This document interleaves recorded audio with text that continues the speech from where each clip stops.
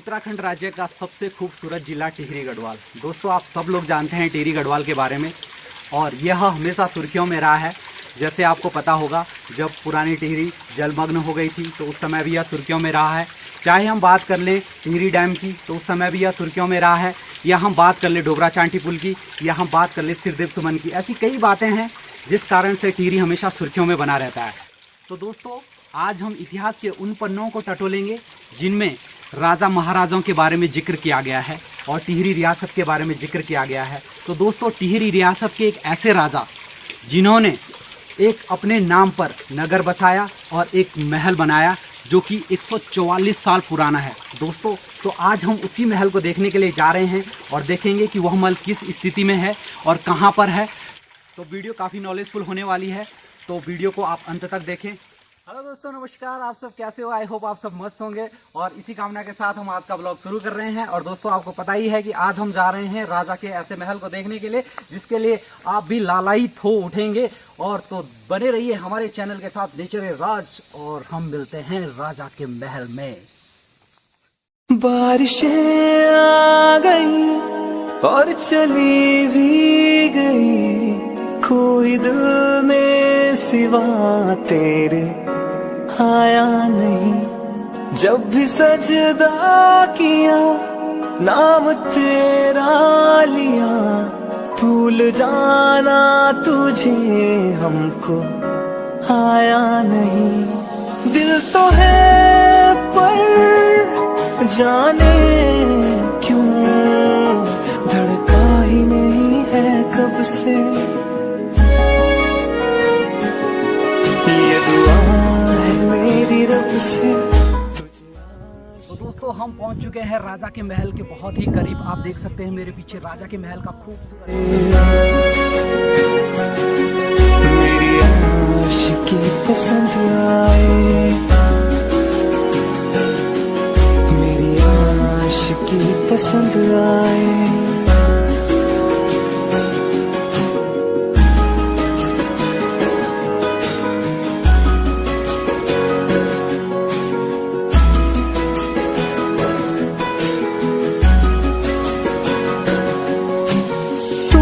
अब कुछ कहो, सुलझाऊं कैसे ये मुश्किल।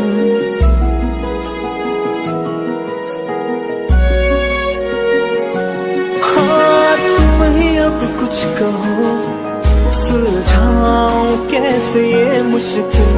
झूठ बोल के ही रख लो ना तुम मेरा ये दिल, चाहो तो तोड़ दे।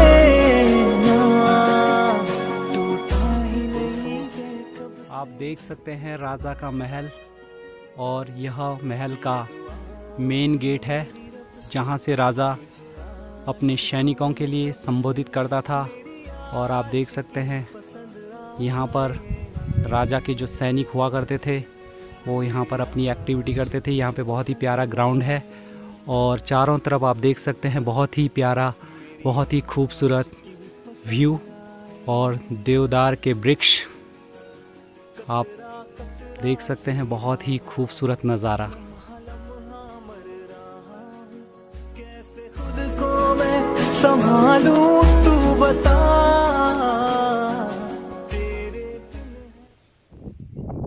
जैसा कि आप देख सकते हैं मेरे पीछे राजा का राजमहल है जिसे प्रताप शाह ने बनवाया था 1877 ईस्वी में, और इस महल को हो गए हैं 144 साल। तो थोड़ा हम हिस्ट्री में चलते हैं, पीछे की तरफ बताते हैं आपको पूरा डिटेल में, टेंशन मत लो। तो दोस्तों, हम बात करते हैं प्रताप शाह के पिता की, जिनका नाम था भवानी शाह। तो भवानी शाह की 1871 में मृत्यु हो गई। फिर उसके बाद प्रताप शाह ने राजगद्दी संभाली और टिहरी रियासत के राजा बन गए। जो पुराना टिहरी था वहाँ पे काफ़ी गर्मी पड़ती थी और वहाँ पे कई बीमारियाँ भी होती थी। इसी वजह से क्या किया कि जो प्रताप शाह थे उन्होंने एक नगर की स्थापना की जिसका नाम था प्रताप नगर, और इसी प्रताप नगर में यह राजमहल भी स्थित है और इस राजमहल की स्थापना भी की। तो कहा जाता है कि इस प्रताप नगर में उनकी ग्रीष्मकालीन राजधानी हुआ करती थी, क्योंकि गर्मियों में वो यहाँ पे आते थे और सर्दियों में पुराने टिहरी में रहते थे।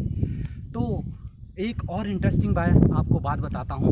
जो प्रताप शाह थे वो एक ऐसे शासक थे जिनके कार्यकाल में अंग्रेजी शिक्षा व्यवस्था की शुरुआत हुई। तो पहले ऐसे शासक थे वो।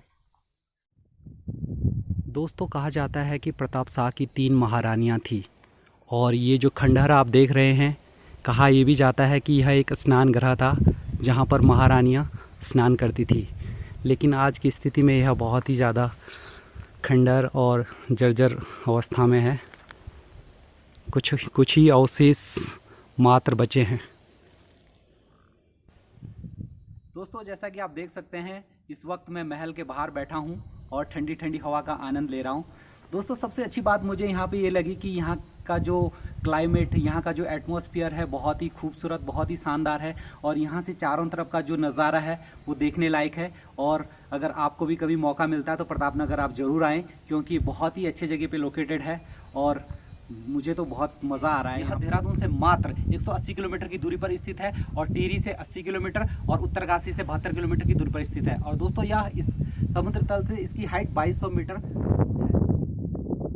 दोस्तों, प्रताप शाह एक ऐसे राजा थे जिन्होंने बेगारी प्रथा को समाप्त नहीं किया, लेकिन बेगारी प्रथा में छूट दी। दोस्तों, आप सभी जानते होंगे कि बेगारी प्रथा क्या होती है। उस वक्त बेगारी प्रथा होती थी कि आप बिना पैसों के आपसे काम कराया जाता था। राजा प्रत्येक घर से एक दिन किसी न किसी को आना होता था और राजा की बेगारी करनी होती थी, यानी कि राजा के जो भी काम होते थे वो सारे करने पड़ते थे, लेकिन बदले में आपको कुछ नहीं मिलता था। तो जो ये प्रथा है, इसी को बेगारी प्रथा कहते हैं। तो इसमें प्रताप शाह ने छूट दी थी। वो छूट क्या थी कि उन्होंने कहा था कि ठीक है, आपके घर में कभी कोई फंक्शन है, शादी है, आप नहीं आ सकते हैं, तो आपको एक आना दंड के रूप में या कर के रूप में देना पड़ेगा। तो प्रताप शाह के बारे में कई और भी इंटरेस्टिंग बातें हैं, जैसे कि प्रताप शाह ने प्रतापनगर में जूनियर हाई स्कूल की स्थापना की।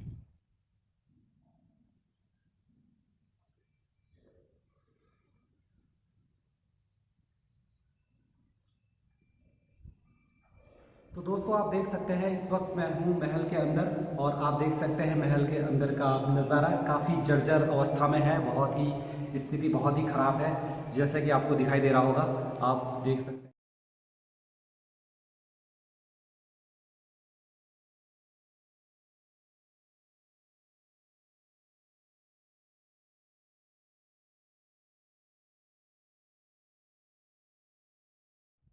दोस्तों, प्रताप शाह की 3 रानियां थीं, जिनमें से 2 रानियों के पुत्र नहीं हुए, तो तीसरी शादी उन्होंने हिमाचल प्रदेश के कांगड़ा नामक स्थान से की।